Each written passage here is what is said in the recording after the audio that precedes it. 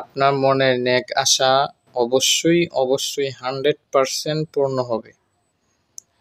আপনি যদি এই আমলটি ইয়াকিন ও আস্থা বিশ্বাসের সহিত আপনি যদি করতে পারেন, অবশ্যই আপনার মনের নেক আশা পূরণ হবে, 100% গ্যারান্টি।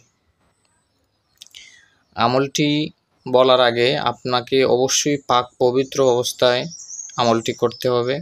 অজু সহকারে প্রথমে দুরূদ শরীফ 11 বার, শেষে আবারও দুরূদ শরীফ 11 বার এবং 11 বার দুরূদ শরীফ, সম্ভব হলে দুরূদ ইব্রাহিম অথবা সাল্লাল্লাহু আলাইহি ওয়াসাল্লাম এই দুরূদ পড়ে আপনি হাসবুনাল্লাহু নি'মাল ওয়াকিল, আই রিপিট ইউ, আমি আবারও বলছি, হাসবুনাল্লাহু নি'মাল ওয়াকিল, হাসবুনাল্লাহু নি'মাল ওয়াকিল।